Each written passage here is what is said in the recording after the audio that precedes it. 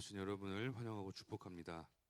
우리 처음 오신 분들도 계시는데 뒤쪽에 이런 유인물이 있습니다. 유인물을 가져오셨는지 한번 체크해 주시고 확인해 주시고요. 네, 벌써 여러분 네 번째입니다. 네 번째 여러분하고 하이델베르크 유리문답 이야기를 나누고 있습니다. 우리 시간 옆 사람 바라보시면서 이렇게 한번 인사해 볼까요, 여러분? 당신의 옆자리에 앉게 되어 기쁩니다. 같이 한번 인사해 보겠습니다.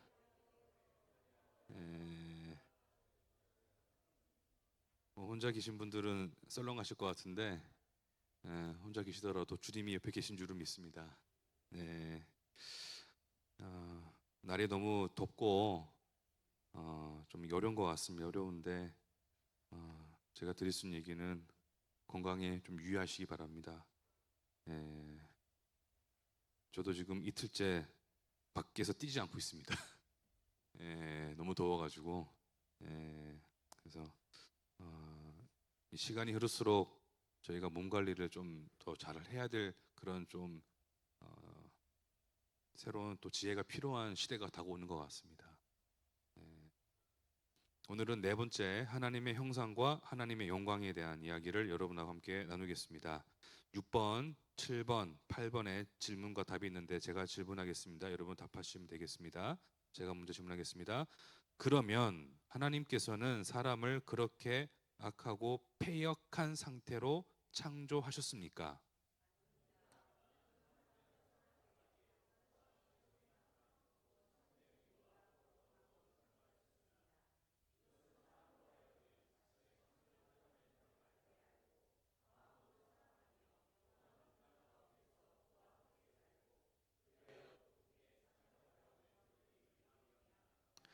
그렇다면 이렇게 타락한 사람의 본성은 어디에서 왔습니까?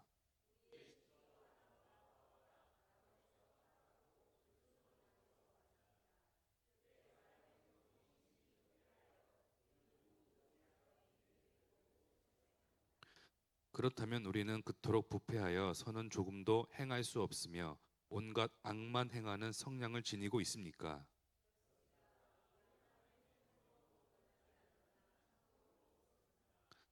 오늘은 6번 질문답과 8번 질문답을 좀 집중해서 여러분하고 얘기 나누고 7번에 대한 이야기는 제가 다음 주는 없습니다, 여러분. 그래서 다다음 주에 그리고 앞으로 우리가 함께 나누게 될 이야기 가운데에 에덴 동산의 사건에 대한 이야기가 좀 나올 겁니다, 여러분. 그래서 그때 우리가 집중해서 보고요. 오늘은 6번하고 8번에 좀 집중해서 이야기를 함께 나눠보겠습니다. 6번에서 이렇게 질문하잖아요. 그러면 하나님께서 사람을 악하게 지으셨느냐? 그 전에 어떤 이야기 했었냐면 그런 겁니다. 율법이 요구하는 것, 하나님의 말씀이 요구하는 것이 하나님 사랑과 이웃 사랑이잖아요, 맞죠? 네, 여러분 기억 하나도 못해도 됩니다. 제가 반복할 거니까요. 여러분이 기억을 못해야 저도 목사를 하죠, 계속.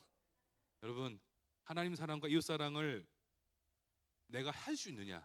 정말 성경이 요구한 대로 우리의 마음과 뜻과 힘을 다하여 내가 정말 하나님을 사랑할 수 있느냐? 이웃을 사랑할 수 있느냐? 그래서 지난주에는 우리가 그런 얘기 있잖아요. 할 수 없다고. 성령이 우리를 돕지 아니하시면 할 수 없다.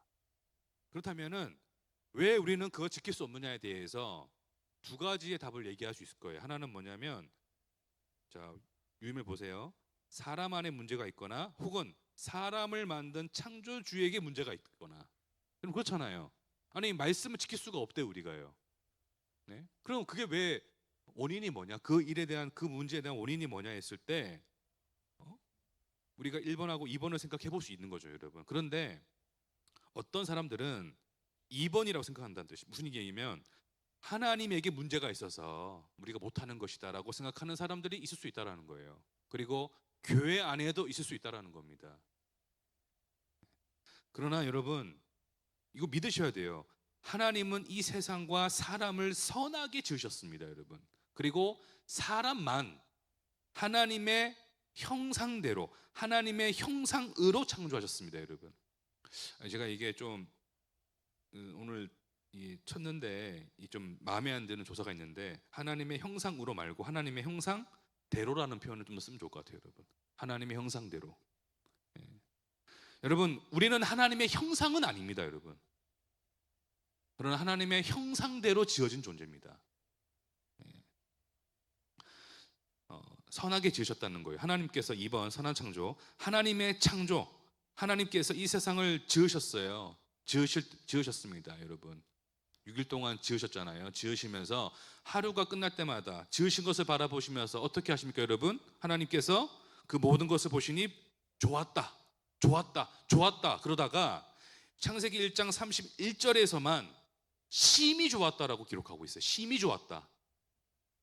이게 뭐냐면 6일째에 있었던 창조 후입니다, 여러분. 바로 사람을 향해서 심히 좋으셨대요, 여러분. 심히. 그래서 제가 옆에다가 파란색으로 써놨어요. 선한 창조라고. 여러분, 우리가 오늘 뭐 다 잊어버리겠지만 꼭 기억해야 될 첫 번째 이야기는 바로 선한 창조입니다, 여러분. 좋았다라고 하시는 이 말씀을 히브리어로 토브라 그래요. 토브라고 하는데, 토브는 어떤 의미냐면 이런 겁니다, 여러분. 각각의 기능이 각각의 역할을 다 하고 있는 거예요. 그러니까 기능이 완전한 거예요. 이게 비유가 될지는 모르겠습니다만 시계를 만들었어요. 만약에 그 시계가 완전한 겁니다, 여러분. 쉽게 말하면 다 잘 이렇게 작동하는 거죠. 그런 것처럼 여러분, 하나님께서 우리 사람들을 완벽하게 만들어 주셨다는 거 사실, 여러분. 그리고 또 토부가 어떤 의미가 있냐면 이겁니다. 악이나 결핍이 없는 순결한 상태를 의미해요. 왜 그러냐? 하나님의 거룩하심이 우리에게 반영됐다라는 겁니다. 그것을 성경은 하나님의 형상대로 지어졌다라는 거죠, 여러분.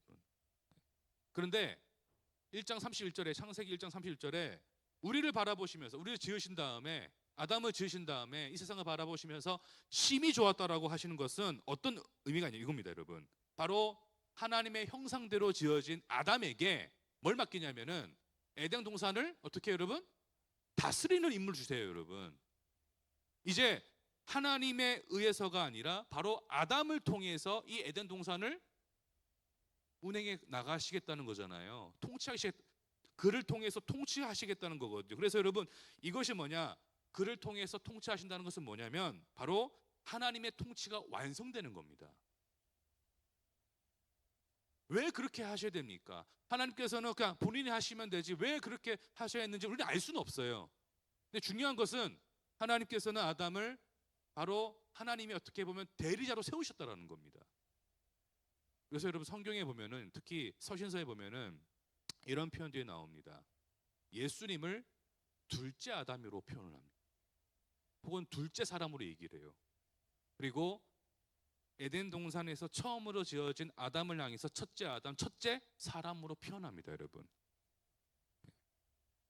근데 너무 웃기잖아요. 예수님하고 아담을 마치 동격에 두는 느낌이잖아요, 여러분. 근데 그런 말씀들을 나중에 보게 될 텐데, 이 아담이, 그러니까 여러분, 하나님의 통로로서 그 자리에 서 있었다는 거예요. 그리고 그 하나님의 통로인 그가 이제 하나님의 말씀대로 그 에덴 동산을 다스리면서 하나님의 통치를 완성시키는 겁니다, 여러분. 2번 하나님의 형상으로 창조함, 의와 거룩함과 지식. 6번 답을 볼까요? 하나님은 사람을 선하게, 또한 자신의 형상, 그러니까 하나님 형상, 곧 그 하나님의 형상인데 곧 이렇게 얘기해요. 참된 의와 뭐로? 거룩함으로 창조하셨습니다. 그 하나님의 형상에 대해서 이 요리문답은 참된 의와 거룩함이라는 이 단어를 쓰고 있습니다, 여러분. 말씀 한번 찾아볼게요. 에베소서 4장 24절입니다. 스크린 보시면 됩니다, 여러분. 오늘 몇 군데만 찾아보고요. 나머지는 스크린을 참고하시면 될 것 같습니다. 에베소 4장 24절 다 같이 읽겠습니다. 시작. 하나님을 따라 의와 진리의 거룩함으로 지으심을 받은 새 사람을 입으라.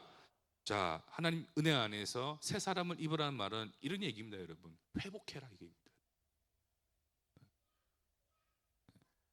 사실 우리가 회복돼야 됩니다, 여러분. 회복돼야 되는데 그 모습이 어떤 모습이냐?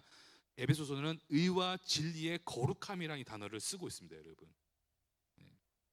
무슨 얘기냐면은 하나님께서 지으신 사람에게는 의와 진리의 거룩함이 있다는 얘기예요, 여러분. 그리고 아담도 그랬고 그렇게 의와 진리와 거룩함이 분명히 있었다라는 겁니다. 이렇게 있었다는 거예요. 골로새서 말씀까지 있지 않을게요, 여러분. 하나님을 아는 지식까지도. 그러니까 에덴 동산에서 아담을 하나님께서 잘못 지으신 것이 아니냐 이렇게 이야기할 수가 없다라는 겁니다, 여러분.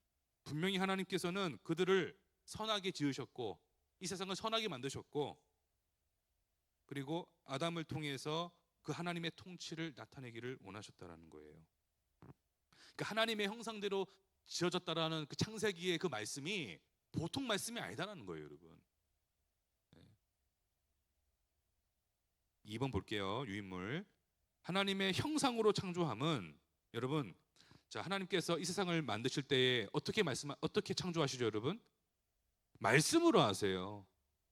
그 말씀을 냈더니 이 세상이라는 표현보다 우주가 그 하나님의 말씀에 어떻게 합니까? 순종합니다, 여러분. 이것은 여러분 하나님께서 이 우주의 왕이 그리고 우주의 통치권이 누구에게 있는지를 보여주는 사건이에요. 보여주신 사건이에요. 아니 하나님이 말씀을 한 대로 이 세상이 지어지잖아. 이게 말이 됩니까? 이건 사실은요. 하나님 말씀하시니까 지어졌어요. 바다가 생기고 동물이 생기고 생명이 생겨나고. 여러분 창조 사건은 하나님의 그 통치를 나타내는 겁니다. 통치, 다스리심을 나타내는 겁니다. 그래서 신학자들은 그 창조와 통치가 매우 연관이 있는 것으로 바라봅니다, 여러분. 그리고 사람은 하나님의 형상대로 지어졌는데 이것은 또한 하나님의 통치와 연관이 되어졌어요. 그래서 그 아담에게 다스리는 일을 맡기신 겁니다, 여러분.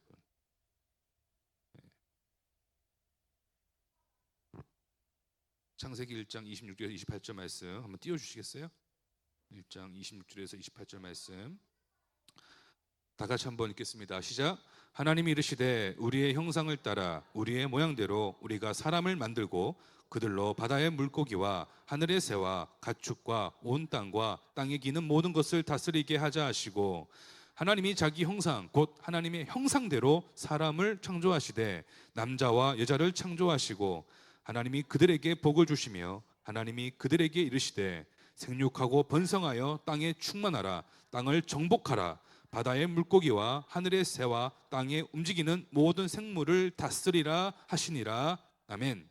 이 말씀을 여러분 순서대로 보면 이겁니다. 하나님의 형상대로 이제 짓자라고 계획하셨어요. 그리고 창조하셨습니다. 그들에게 복 주셨어요. 마지막이 뭐예요, 여러분? 다스리게 하십니다. 다스리기. 네, 저는 목사입니다. 네, 여러분 형상이란 말은 대체 뭘까요? 형상. 이 형상이란 말을 이 단어의 의미가 이런 의미예요. 볼게요, 여러분. 보이지 않는 것을 드러낸다, 나타낸다는 뜻입니다, 여러분. 그러니까 원형을 드러낸다는 거예요. 원형을 드러낸다. 이게 바로 형상이라는 단어고요. 또 다르게 보면은 그림자와 비슷한 단어입니다, 여러분. 그림자인데 골로새서 1장 15절을 볼까요? 골로새서 1장 15절. 골로새서 1장 15절. 혹시 띄울 수 있나요? 제가 이거는 표시를 안 해놨는데 한번 찾아보겠습니다, 여러분. 골로새서 1장 15절 찾겠습니다. 1장 15절은 신약성경 324면쯤에 있습니다. 신약성경 324면쯤에 있습니다. 신약성경 324면쯤에 있습니다.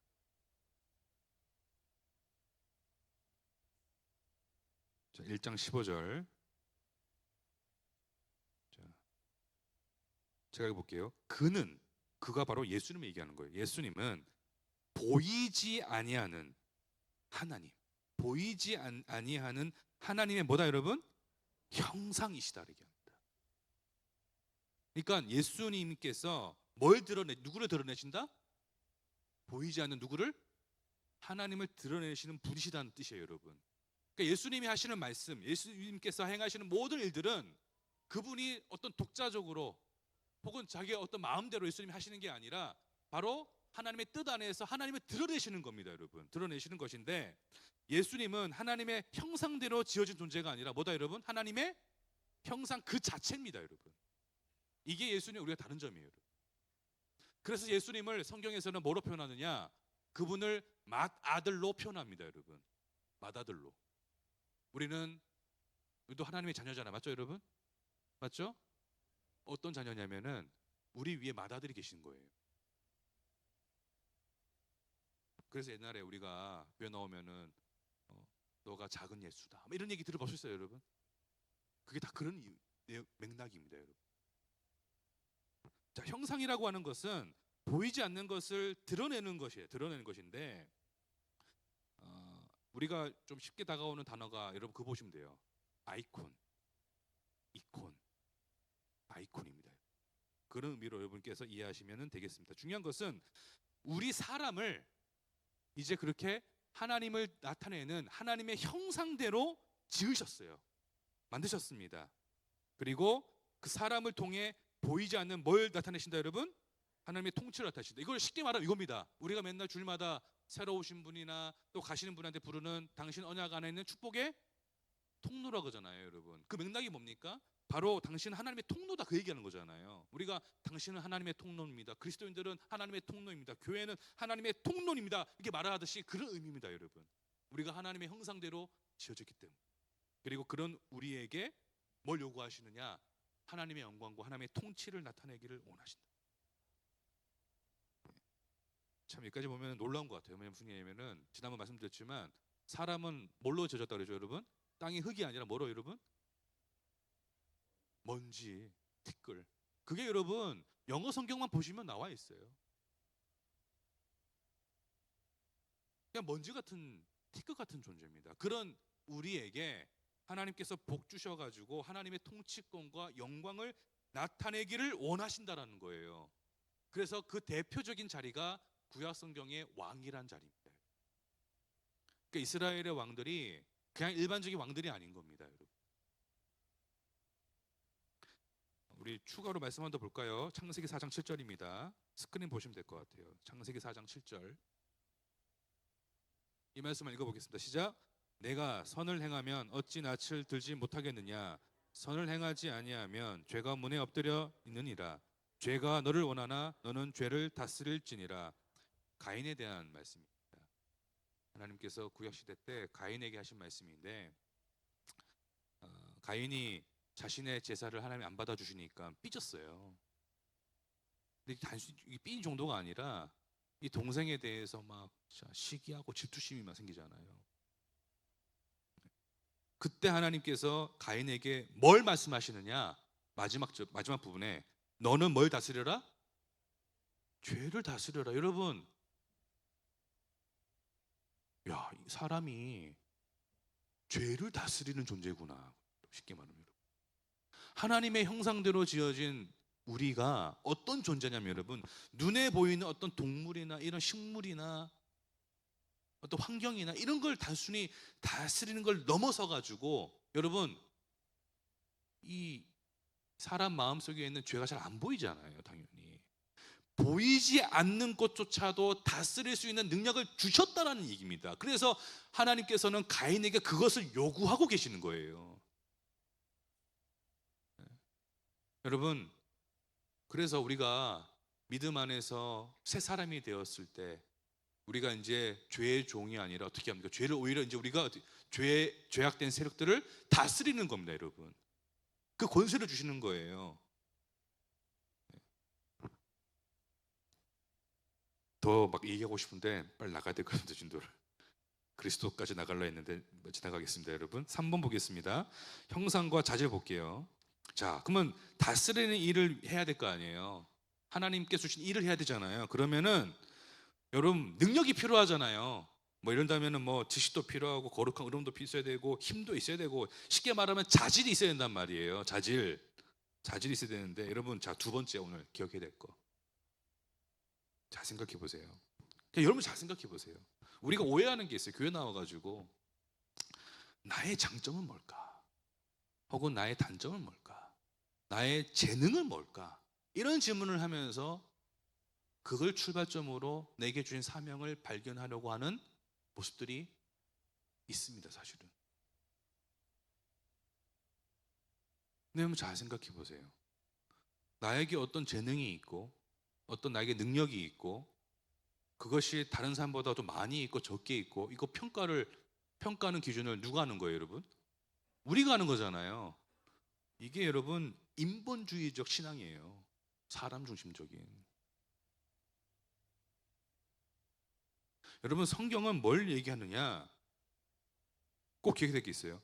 하나님께서 사명을 주세요. 일을 주세요. 이게 먼저예요, 여러분. 나에게서부터 출발하는 게 아니에요, 여러분.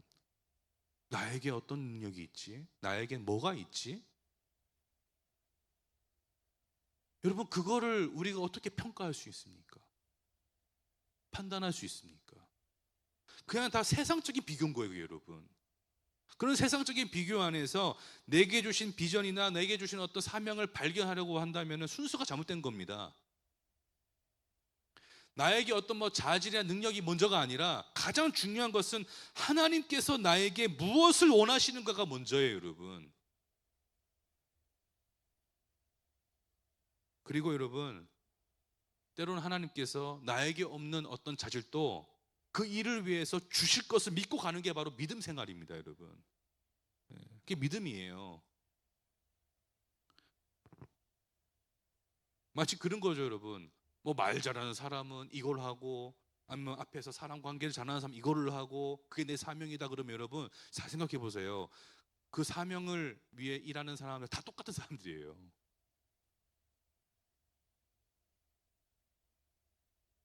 제가 성경을 아무리 봐도 그런 것 같아요, 여러분. 어떤 일을 하는데 다 다양해요. 쉽게 좀 비유하자면은 우리 목사님들을 보면은 다 다양해요, 여러분. 아마 여러분 더 잘 아실 겁니다. 다 다양한 분. 어떤 나의 재능을 가지고, 소위 말하는 사람들이 말하는 그 재능 가지고, 혹은 나의 짧은 내 경험 가지고, 내 경험 속에서 내 기준을 가지고 나는 이런 것들이 있으니까, 나에게 이런 능력이 있으니까 내게 주신 사명이 이걸 것이다라고 판단하는 것은 나 중심적이라고요, 여러분. 근데 그런 모습들이 종종 있다라는 거예요. 그게 본질이 아닙니다. 자질이 뭐냐 이게 중요한 게 아니에요. 뭐냐면 나에게 주시는 이 시대의 사명이 뭐냐 이게 중요하다는 거예요, 먼저. 그리고 나에게 내가 생각하는 능력이 없어요. 혹은 자질이 없어요. 그럼 안 갈 거예요? 그럼 안 할 거예요? 그래도 그냥 하는 거예요, 여러분. 믿음 가지고. 그래서 여러분 써놨어요, 이렇게요. 내가 가졌기 때문에 무언가를 하는 것이 아닙니다. 또한 나에게 있는 것들은 내 것이 아닙니다, 여러분. 그냥 하나님께서 섬기기 위해 주신 하나님의 선물인 줄 믿어야 됩니다, 여러분. 그 자질은 그냥 부차적인 거예요, 여러분. 그 자질이랑 우리가 세우는 기준 때문에 내 사명과 내게 주신 부르심에 대해서 우리 너무나 때로는 세상을 따라가서 세상의 기준에 따라가면서 정하고 있다고요, 여러분. 그걸요.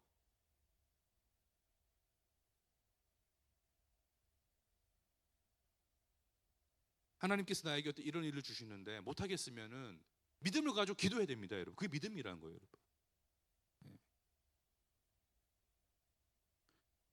사랑하는 성도 여러분, 하나님께서 주시는 사명이 먼저입니다, 여러분. 자질이 본질이 아닙니다. 또 볼게요. 하나님의 형상을 생각하는 것은 하나님께서 나에게 맡기신 일과 그 사명을 먼저 생각하는 것이고, 그리고 나서 내게 주신 것들을 돌아보는 겁니다, 여러분. 이 순서가 이거예요. 4번, 하나님의 형상의 사회적 특성. 하나님의 형상을 사명이란 것뿐만 아니라 관계로서도 이해해야 돼요. 왜냐하면 창세기에서 하나님께서 우리를 지으실 때 아까 읽었잖아요. 창세기 1장 26절 28절 읽었는데 뭐라 하세요? 우리의 형상대로, 우리의 모양대로. 그 우리가 누구예요? 지난번 우리가 하이데베르크 요리문답 시작하기 전에 제가 삼일체를 얘기했잖아요, 여러분. 삼일체 하나님의 그 이야기가 이 창세기에 기록되어 있습니다. 기록되어 있는데 여러분, 삼일체 하나님의 보이지 않는 그런 관계가 그 창조에서 드러난 겁니다, 여러분. 그래서 여러분, 하나님의 형상대로 우리가 지어졌다고 하는 것은 하나님의 형상대로 지어진 남자와 여자, 특별히 첫 번째로는 그 부부 관계 안에서 그 삼위 하나님의 교제가 나타나는 거예요, 여러분. 그래서 에덴 동산에서 아담과 그 여인이 부부가 되는 거예요, 여러분. 그래서 여러분, 우리가 가정 안에서 부부 관계, 부모와 자녀 관계 속에서 하나님의 형상이 드러나야 됩니다, 여러분. 세 번째, 창조의 목적입니다. 창조의 목적은 무엇인가? 6번 답을 다시 가볼게요. 왼쪽에 6번 답.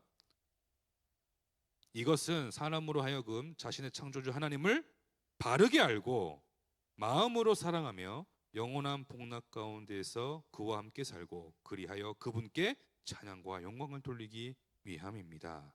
이걸 간단하게 정리하면 네 가지로 정리할 수 있을 것 같아요. 하나는 바르게 알고 마음으로 사랑하며 그와 함께 살고 그분께 찬양과 영광을 돌리기 위함이라고 제가 정리해놨어요. 정리해놨는데 여러분, 이 바르게 알고 마음으로 사랑하며 그와 함께 사는 것은 결국에는 뭘 얘기하느냐? 하나님께 찬양과 영광을 돌리는 것에 그 방향이 있습니다. 무슨 얘기냐면은 하나님께서 사람을 하나님의 형상대로 지으시고 다스리게 하는 그 사명을 주신 것은 뭐냐면 하나님께 그 일로 통해서 찬양과 영광을 돌리게 하시기 위함이었다라는 거예요. 이것을 구약시대 때 왕으로서 끊임없이 고백했던 사람이 바로 전 다윗이라 생각합니다. 다윗이라. 자신에 맡겨진 왕의 그 사명 속에서 하나님께 찬양과 영광을 돌리기 원했던. 두 번째, 성도의 교제에 대해서 보겠습니다. 성도의 교제. 고린도전서 4장 7절을 볼까요? 네, 스크린 함께 참고하겠습니다. 화면을. 고린도전서 4장 7절. 네, 다 같이 읽겠습니다. 누가 너를 남달리 구별하였느냐? 내게 있는 것 중에 받지 아니한 것이 무엇이냐? 내가 받았은즉 어찌하여 받지 아니한 것 같이 자랑하느냐? 이게 무슨 얘기냐면 이런 거예요, 여러분. 하나님께 우리가 지음받고 하나님으로부터 지음받고 하나님의 은혜 가운데 살아가잖아요. 우리가 갖고 있는 것들 다 하나님의 것들이잖아요. 맞죠, 여러분? 물질도 그렇고 우리 자리도 그렇고 또 내게 있는 어떤 능력이나 자질도 그럴 겁니다, 여러분. 그런데 그걸 통해 가지고 행하는 어떤 나의 일들을 교회 와가지고 자랑하고 있는 거예요. 자랑하고 있는. 나는 이렇게도 했어. 나는 저렇게도 했어. 그래서 4장 7절에서 뭐라 말합니까? 누가 너를 특별하게 바라보느냐? 네가 갖고 있는 거 다 하나님께 주신 것들인데 그것으로 하는 일을 가지고 네가 어떻게 너를 드러내고 자랑하고 있냐라는 거예요. 하나님께 찬양과 영광을 올려드려야 되는데. 네? 여러분, 우리가 그럴 수 있다라니. 나의 어떤 신앙적인 행위가 나를 드러내고 있을 수 있다는 거예요.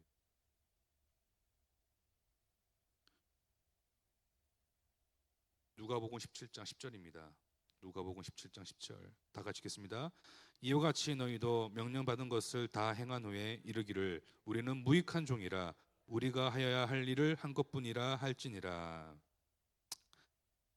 저는 이 부대를 떠나고 이제 교회를 떠나게 될 때 꼭 하는 설교가 있어요. 사도 바울의 고백을 가지고 늘 그 얘기를 나누고 교회를 떠났는데 언젠간 저도 이제 군인 교회를 다 떠나야 되잖아요. 전역하고 나면. 그때 제 마음이 그때까지 마음이 어떻게 바뀔지는 모르겠습니다만 그때 만약에 제가 이제 군목으로서의 이제 군인 목사로서의 사명을 마치고 민간인으로 돌아갈 때 하게 될 마지막 설교의 본문이 저는 지금도 마음이 이겁니다. 누가복음 17장 10절입니다. 저는 무익한 종입니다. 무익한 종입니다. 여러분, 무익한 종이란 게 무슨 얘기입니까, 여러분? 무슨 뜻입니까? 이런 거예요. 주인에게 제가 오늘 이 일도 했고 저 일도 했으니까 대가를 주십시오. 이렇게 해야 되잖아요. 그런데 나는 무익한 종이라서 그 대가를 달라고 요청할 수가 없는 종입니다. 저에 있는 모든 것들이 다 주인의 것이고 다 이 모든 것들이 주인의 은혜입니다. 그걸 고백하는 게 바로 무익한 종입니다. 여러분, 무익한 종. 우리가 믿음 안에 있으면서 또 살아오면서 좋은 믿음의 동력자나 혹은 사람들 만나오면서 우리가 많이 뭔가 배우기도 하고 또 뭔가 교회 안에서 큰 일을 할 수 있잖아요. 여러분, 할 수 있는데 그 모든 것들이 나의 뛰어남이나 내 능력이 아니라 오로지 모든 것들이 하나님의 은혜임을 고백하는 고백이 바로 저는 무익한 종. 자랑할 게 없다라는 거예요. 그래서 언제 전역할지는 모르지만 이 본문을 가지고 설교를 하는지 안 하는지 한번 여러분 나중에 꼭 한번 확인해 보시기 바랍니다. 네. 마지막 가가지고 제가 이것도 하고 저것도 했다라고 이렇게 얘기할까봐 두렵습니다. 네. 무익한 종. 내가 이것도 했는데, 내가 다른 사람 하지도 않는 이 헌신을 했는데, 다른 사람들은 기피하는 이 헌신을 내가 했는데 누가 나 좀 알아줬으면 좋겠는데 그런 마음 우리에게 다시 있습니다, 여러분.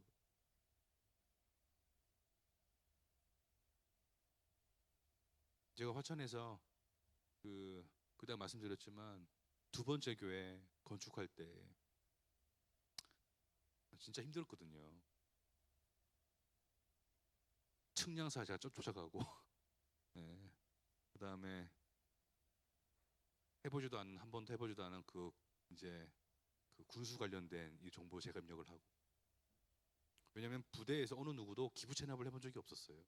그 당시만 해도 저보고 하라 그러더라고요. 그래가지고 아무튼 그렇게 했는데 정말 감사한 게 뭐냐면은 헌당 예배를 목요일 날 드리고 금요일이 제 전주 신고였어요. 그 교회를 한 번도 써본 적이 없어요. 근데 제가 왜 감사하다 생각하냐면은 그 교회에 오래 있었으면은 사람들이 이랬을 거예요. 야, 당신 대단하다고. 그 말 못 듣게 하시려고 쫓아내시더라고요. 바로 가게 해주시더라고, 하나님께서. 헌당 예배 드리자마자 그 다음날. 여러분, 우리 모두가 다 무익한 종입니다. 하나님 은혜로 한 거예요.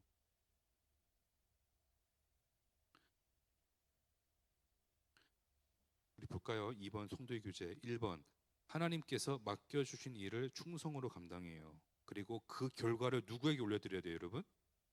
하나님께 올려드리는 겁니다, 여러분. 이거를 제가 좀 다르게 표현하면 그겁니다.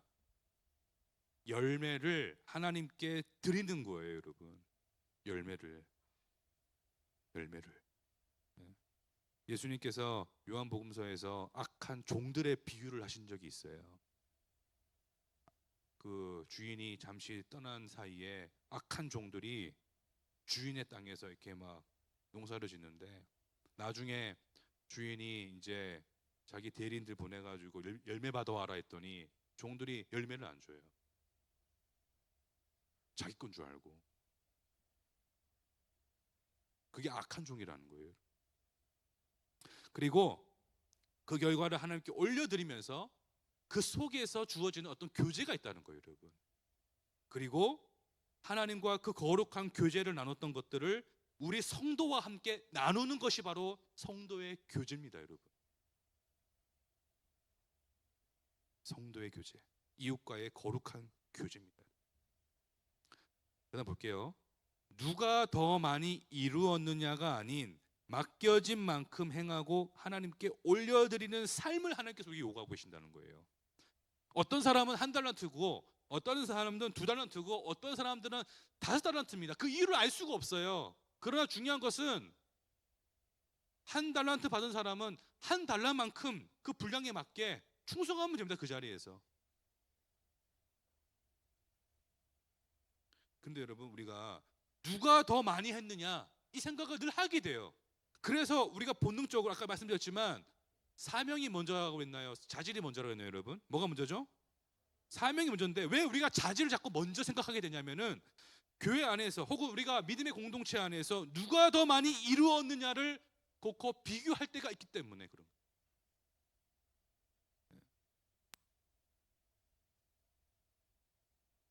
여러분이 오늘 세 번째 기억해야 될 문장이고요.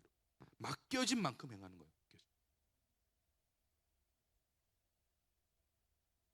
그러니까 어떤 사람은 우리는 알 수 없지만 그냥 5달란트 인생을 살아야 되는 거예요. 어떤 사람은 2달란트인 거예요. 다른 사람하고 비교하지 말고 그러니까 내게 주신 사명의 자리와 비전의 자리가 무엇인지가 중요한 겁니다, 여러분. 어디 있는지 그걸 명확하게 깨닫는 것이. 그리고 그 자리에서 내가 충성을 다해 살아가는 것이 바로 하나님께서 기뻐하시는 삶입니다, 여러분. 4번 타락한 본성과 성령의 새롭게 하심. 8번 문답에 보면 그렇잖아요. 그렇다면 우리는 그토록 부패하여 선은 조금 더 행할 수 없으며 온갖 악만 행하는 성량을 지니고 있습니까? 그렇습니다. 우리가 하나님의 성령으로 거듭나지 않는 한 참으로 그렇습니다. 여러분, 우리는 본성적으로 이제 에덴 동산 이후에 하나님과 이웃을 미워하는 그 죄악의 모습이 분명히 있습니다, 여러분. 근데 여러분, 그런 본성이 있다고 해서 죄된 본성이 있다고 해서 하나님께서 주신 재능이 사라진 것은 또 아닙니다, 여러분. 그 대표적인 예가 바로 바베타 사건입니다, 여러분. 그때 바베타 만들었잖아요. 재능이 있잖아요, 여러분. 여러분, 그 이스라엘 백성들이 죄악에 빠졌다고 해가지고 아무것도 못했나? 그건 아닙니다, 여러분. 이것도 하고 저것도 했습니다, 여러분. 근데 바벨탑에 대한 좀 얘기를 좀 해보려고 해요, 여러분. 근데 문제는 뭐냐면 바벨탑의 문제는 뭐였느냐? 이게 유임에 나와 있지만 하나님의 영광을 위해 사용하지 않았다라는 겁니다. 근데 더 놀랍게도 하나님의 명령을 뭐 하는 데 사용했다, 여러분? 거역하는 데 사용했어요. 이건 찾아볼게요. 창세기 11장입니다. 창세기 11장.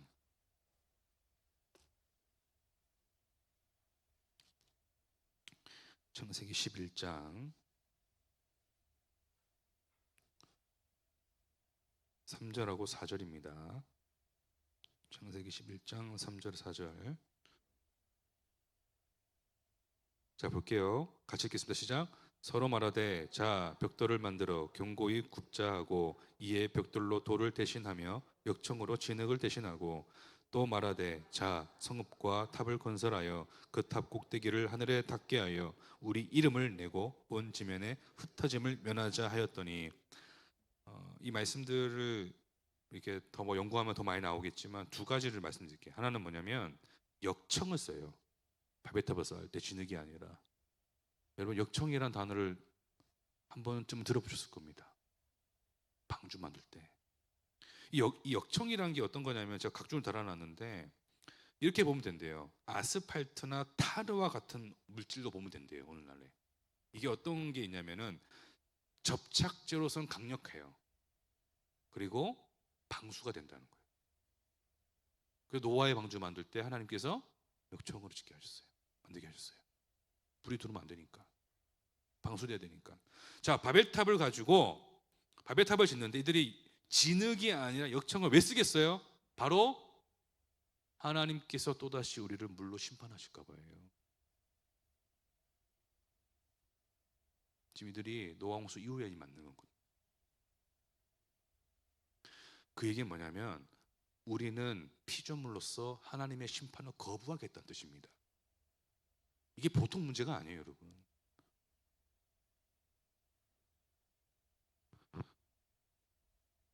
하나님께서 노아를 통해서 그 홍수 사건 이후에 무슨 언약을 세우죠, 여러분? 네, 무지개. 그걸 안 믿은 거예요. 바벨탑 사건이 보통 일이 아닌 거 아시겠죠, 여러분? 이게 지금요. 그 다음에 4절 볼게요. 4절에 온 지면에 흩어짐을 면하자. 이게 흩어짐을 면하자. 그러니까 모이자 이거예요. 모이자. 흩어지지 말자. 여러분 나중에 찾아보세요. 창세기 9장 7절에 하나님께서 이 온 땅에 생육하고 번성하라는 그 명령을 거부하는 겁니다, 여러분. 그러니까 이 바벨탑을 쌓는 그 재능을 가지고 하나님의 영광을 위해서 쓰고자 한 게 아니라 하나님을 거역하는 데 썼다라는 거예요.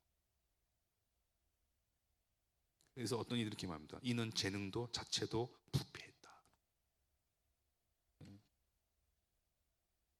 하나님의 형상대로 지어진 그 존재들이 하나님의 영광을 위해 나아가야 되는데 그 방향성 잃어버린 거예요. 그러나 여러분, 우리에게 소망이 있는 것은 바로 성령을 통해서 우리의 형상을 회복시켜 주십니다. 누구의 모습대로? 예수님께서 보여주신 대로. 하나님의 형상 그 자체이신 예수님의 그 모습대로 우리를 닮게 해주시는 거예요. 그것을 다르게 표현하면 이겁니다. 예수님을 닮아가는 것, 혹은 하나님의 형상이 회복되는 겁니다. 형상대로. 마지막으로 시편 8편을 볼까요? 시편 8편을 찾아보겠습니다. 시편 8편.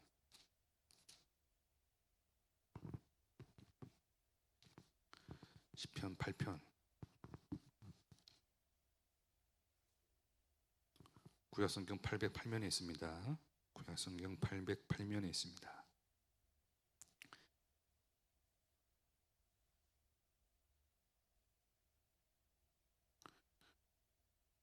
시편 8편.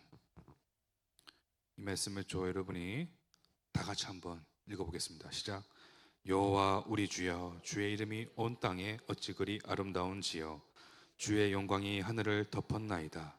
주의 대적으로 말미암아 어린아이들과 젖먹이들의 입으로 권능을 세우시며 이는 원수들과 보복자들을 잠잠하게 하려 하심이니이다. 주의 손가락으로 만드신 주의 하늘과 주께서 베풀어 두신 달과 별들을 내가 보오니 사람이 무엇이기에 주께서 그를 생각하시며 인자가 무엇이기에 주께서 그를 돌보시나이까. 그를 하나님보다 조금 못하게 하시고 영화와 종기로 관을 씌우셨나이다. 주의 손으로 만드신 것을 다스리게 하시고 만물을 그의 발 아래 두셨으니 곧 모든 소와 양과 들짐승이며 공중의 새와 바다의 물고기와 바닷길에 다니는 것이니이다. 여호와 우리 주여, 주의 이름이 온 땅에 어찌 그리 아름다운지요. 아멘. 예전에 이 시를 보는데 뭐가 내용이 안 맞다고 느꼈어요. 무슨 얘기냐면은, 아니 하나님이 만드신 이 세상을 얘기하다가 그 세상을, 사람이 뭔데 그 세상을, 이 아름다운 세상을 다스리게 하십니까? 그런 이야기잖아요. 근데 1절하고 9절, 그러니까 처음하고 마지막 절에 여호와 우리 주여, 주의 이름이 온 땅에 어찌 그리 아름다운지요, 이런 표현이 안 맞다고 생각했거든요. 오늘 다시 보니까 그런 것 같습니다. 정말 아무것도 아닌 우리를 통해서 하나님께서 그 하나님의 거룩하신 아름다운 이름을, 영광을 나타내길 원하신다는 거예요. 우리가 하나님의 통로로서 그렇게 쓰길 원하신다는 거예요. 그래서 그런 우리들에게, 저희들에게 사명을 주시는 거예요. 네. 사명. 이게 얼마나 놀라운지를 모르겠습니다, 여러분. 네. 별로 이렇게 감동이 안 오시는데, 여러분 살아오시면서 어떤 공동체나 조직에서 대표로 뭔가 나와 보신 적 있으세요?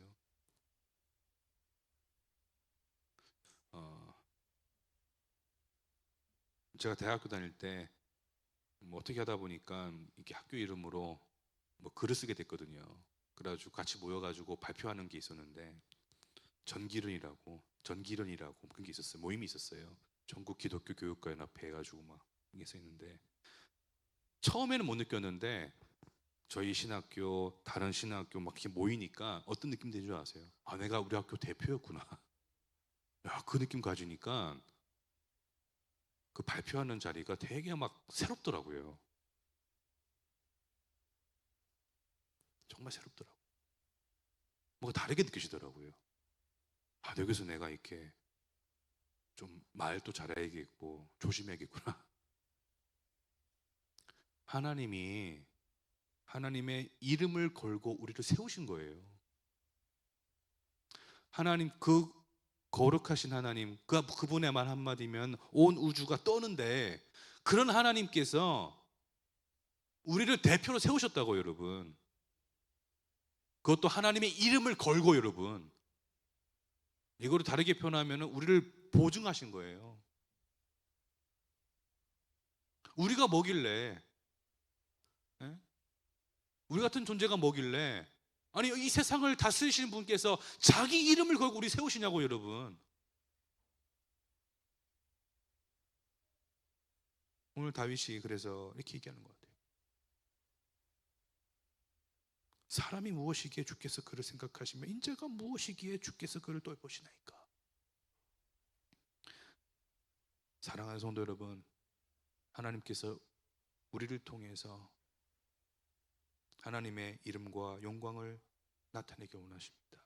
여기에 대해서 감사와 기쁨과 감격이 저와 여러분에게 있기를 간절히 소망합니다. 오늘 주신 말씀들을 생각하면서 여러분, 사명이 먼저입니다. 여러분의 자질을 여러분이 판단하지 마세요. 죄송하지만 부족할 수도 있어요. 부족하면 안 하실 건가요? 말하는 자리에 서야 되는데 말을 못 하겠으니까 안 하실 건가요? 하나님 하라고 하시는데. 여러분의 자질을 판단하지 마세요. 세상의 기준으로 판단하지 마세요. 중요한 것은 여러분의 사명과 비전이, 하나님께 주시는 비전이 무엇인지를 아는 것이 더 중요합니다. 그리고 부족해도 그냥 충성하고 가는 거예요, 여러분.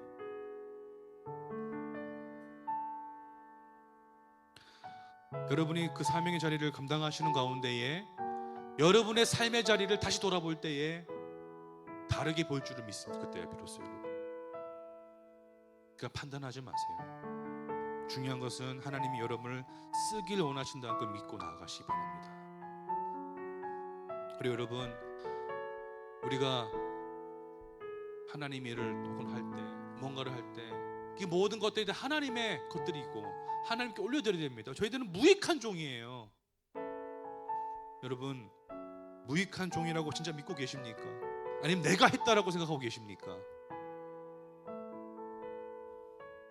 그리고 여러분, 정말 연약하고 부족한 저희들을 통해서 하나님이 이름을 걸고 내세우셨어요. 하나님의 형상대로 지어졌습니다. 그리고 하나님의 그 아름다운 이름을 나타내라고 우리에게 요구하고 계십니다. 거기에서 여러분 놀라워하셨으면 좋겠습니다. 그리고